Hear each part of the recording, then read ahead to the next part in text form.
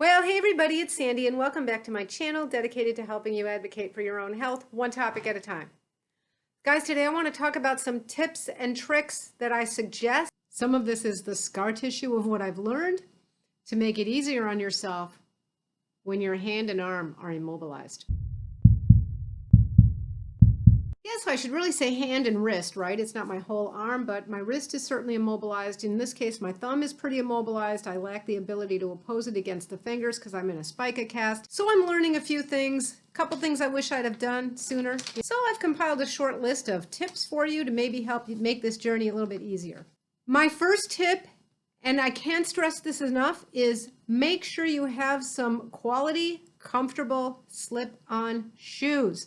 Okay, now if your thumb is free, this might not be as big a deal, but if your thumb, in my case, I've had the basal joint operated on for thumb arthritis, my thumb is immobilized, I really can't tie shoes. And, maybe I can once in a while. It's like 1 out of 5 tries or something, but it's not tied very tight. It's not a good thing. So I really need help with tying my shoes. Now, I recommend that if you know you're going to be having this surgery and you've got a little bit of time, really do try to find some shoes that are comfortable, that are going to work for you, as well as whatever athletic shoes or whatever you've been wearing. Okay, so by that I mean we all have like a pair of Crocs laying around or a pair of slippers laying around the house, but you'd be surprised how tired your feet will get of that. So those of us who have like arthritis in our hands often have arthritis in our feet. Like me, my feet are not very happy if I just throw on the Crocs hours and hours, day after day. My arthritis in my feet will start acting up, and it's not good for my arches. I don't have good arch support there. So if you have any particular needs when it comes to your footwear, I really can't stress this enough. Find yourself some slip-on shoes that are going to suffice during the time you're in the cast. You'll be independent that way. You'll have what you need and you'll be comfortable. Not only comfortable, I'd go a step further and say you'll be safer. So I don't know about you guys, but even with just my wrist immobilized, I feel like I'm, I don't want to say off balance. I'm not like falling down or anything, but I'm not at my best, right? So this throws me off just a tiny bit. And I think it's just really important to have good fitting and practical shoes to wear so that I can be as independent and high functioning as possible. Tip number 2, I've recommended this product and I did a full review on it. I will link the video here. These are called cast covers that ends with a Z. Seems like a silly little thing, but I have really enjoyed having these. They're a little bit pricey, but I'm so glad I got them. First of all, they are saving my upholstery, my pillows, my shirts, honestly, from pilling and fraying because of that rough sandpaper-like material that the cast is made out of. So these have completely protected against that. They're like swimwear material. They're very thin, stretchy with Lycra, and they just don't cause any kind of friction when they rub up against something. Secondly, I feel like they've been a really nice thing in terms of a hygienic concern. So I was a germaphobe before the pandemic. If I have to go anywhere, if I have to go to a doctor's office, and just anywhere at all that's inside, I can come home, take this thing off, throw it in the wash, and then put a new fresh one on, because casts don't get washed. So let's be honest, casts are really gross, right? And they bring in, anything that's on them coming home with you, it's going to stay on the cast. I don't really want that on my linen and stuff when I'm sleeping. It's just a nice clean thing to have a layer here that can be washed. And it comes on and off at the time of your choosing.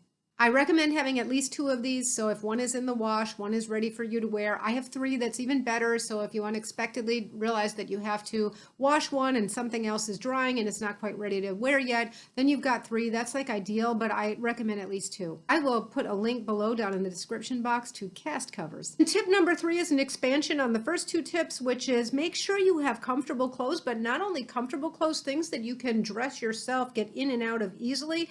You'd be surprised how much you underestimate that. Most of us who are having some kind of a surgery and we know in advance that we're going to have an immobilized wrist, hand, arm, whatever it is, we've also been dealing with whatever the underlying problem is for a while. So we've had that hand or arm in a brace on and off, maybe different kinds of braces over the years. But what you're not thinking about is that you always take the brace off, or pretty much, to change your clothes, right? And do things like shower, and then you put the thing back on. So in order to prepare for this, try leaving that thing on while you're getting dressed and undressed and see what's easy to do and what's not so easy to do. So I recommend, I've always kind of gravitated anyway toward yoga type clothes. I like the loose and easy kind of dressing. And I really recommend that you do that, even if it's not your thing. while you're in a cast. So the best thing to have is something with really loose fitting sleeves or something really stretchy, so you can just pull on this. You don't need to, you can't get a hold of it. If you have to hold it on this side, you're not going to be able to get the strength to pull on anything. You don't want to have to pull too hard. I also recommend clothing that's really cool because, at least for me, I don't know how many of you guys have this menopausal problem where you have hot flashes, but a cast really aggravates any tendency to feel hot. So if you do happen to get the slightest bit warm, the cast is going to feel very warm and moist, even if it's momentarily. That seems to trigger a hot flash or some sort of heat intolerance for a while. I did talk about a clothing line in one of my previous videos. That clothing line is called 32 Degrees, and it's just like really reasonably priced, I mean cheap kinds of stuff. It's really thin. I've kind of, this is all I'm wearing anymore. They make pants, they make tops, they make all kinds of things. They're not all things that are designed to be cool, but the title of the product will tell you if it's one of their products that's designed to be cool, and boy, they are really cool. So, how long is this going to last? I don't know what I can expect out of like a $5 shirt, but it's definitely keeping me nice and comfortable. It's easy to get in and out of, so I do recommend that you check out 32 Degrees. I'll put that down below in the description box as well. My next tip is to make sure you have several of those gel ice packs that are moldable, because a cast does conduct cold. It's profoundly helpful to be able to ice every now and then, and you're not going to want to, get a Ziploc bag and put ice cubes in it and then it kind of sweats on you, or vegetable bags. I mean, those things work, but they do kind of sweat, and I think it's just better to have those gel ice packs. Those have been a lifesaver for me. They're really easy to store and they're very easy to use. They refreeze really quickly, so make sure you have some of those around for yourself after surgery. Tip number 5, it's going to be impossible to open jars that are tight, open bottles that have a tight screw-on cap, things like that. You don't want to have to do any of this stuff and suffer through it unnecessarily. So before you have surgery, make sure you loosen, like open in advance, so that things are just closed loosely or just tightly enough to be closed, and that you'll be able to open them after surgery. If somebody's home with you that can help you, that's great, but that person might be home sometimes and then have to go to work. So before anybody who's helping you leaves for the day, make sure you think about all the things you're going to want open for that day so they can help you loosen those things, take the seal off so that you'll be able to get them open. So I can't do anything with this hand. This hand is sort of taking a beating, and I'm going to get to that in a moment. So really, once something's loosely opened, I can do it. If I have to ever open something that's really tightly closed, what I have to do is sort of take this arm and steady the item like this, and then try to work really hard with this one hand. It's a little bit awkward, and it's sort of unnecessary with a little bit of advanced planning. So make sure that you've got lids, jars, and things like that open for you. Next tip, I cannot overstate this one. Get rid of Ziplocs. Just forget Ziplocs. Don't use Ziplocs. Avoid Ziplocs like the plague. They are your enemy. They will kill you. They will absolutely kill the good hand, because the other hand can't help you at all. It's impossible to even push down hard enough on one to seal with the other. That I can barely do.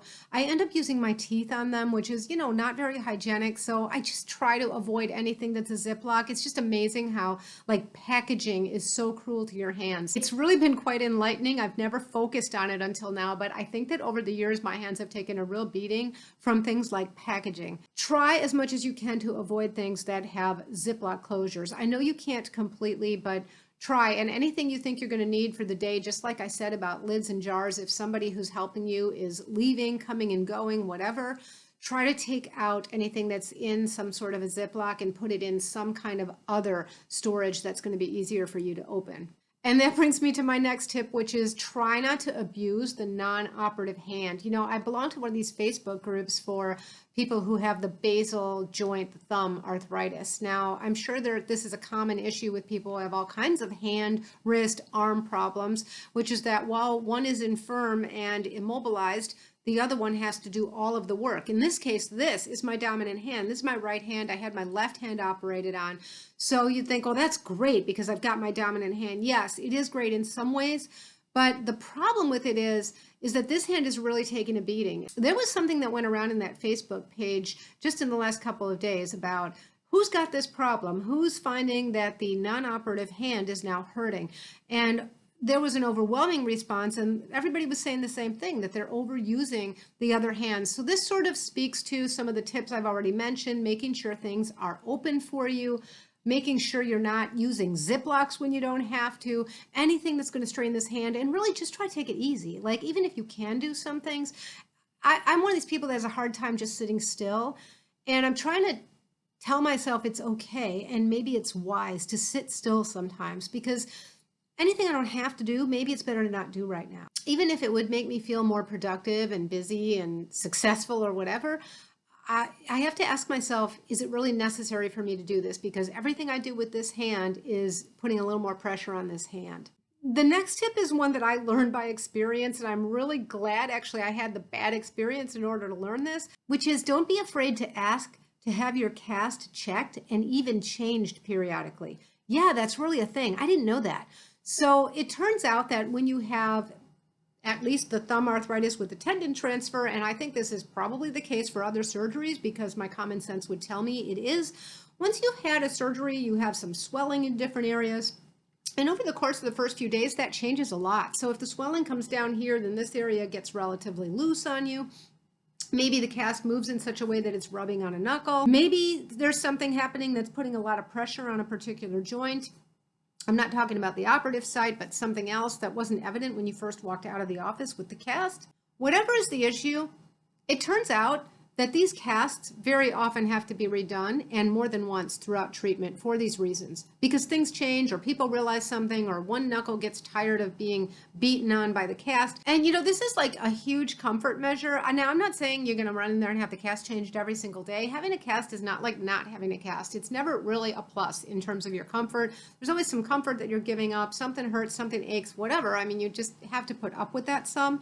But don't be afraid to call and ask and have that cast checked. In fact, at my surgeon's office, that's what the appointment is called. It's called a cast check. And they'll take it off, they'll put a new one on. It doesn't seem to be like any big deal. I don't want to, as I said, go in there too often, but I have had that done once already, and I was really happy I did, because it turned out it was really bumping into this knuckle right here and making like this knuckle right here really sore, and that's unnecessary, because I figured like 3.5 more weeks of that and I'm going to have another problem. So don't be afraid to do that. It might be really helpful. And my final tip I'm going to call my bonus tip, because it's not really in the same category of the other ones, which are like sort of tangible things you can do, things you can buy, whatever. This is more about finding some inner peace, making friends with the cast. This is a hard thing to go through, and I think given my life experience, a lot of times I've noticed that as you get older, certain things are easier to bear and get used to because you're just older and wiser. I find that having to wear a cast is harder the older I get. I had one just, I don't know, 4 or 5 years ago. It didn't seem like it does now, especially if you have some arthritis in your hands and in your feet. Having a cast on and keeping everything immobilized, other things start to ache. It's really hard. Probably the one thing that's helped me the most, and this is true for lots of things in life, not just having a cast. I am a longtime practitioner of meditation. I have practiced meditation for many, many years. And I think that any kind of thing you can do to get quiet and find some inner peace, whether it's in the form of meditation or prayer, because sometimes aches and pains, that really drains your energy. At least for me, it does. It just drains my energy. And so I find that first thing in the morning and last thing in the evening, if I can get just about 5 to 10 minutes and I can sort of quiet the chatter in my head and refocus, and then I can sort of spend a moment reminding myself that I got to kind of make friends with this cast, right? It's here for a reason. It's really about the outcome. It's not about how I feel right at this moment. And isn't that so true in life in general?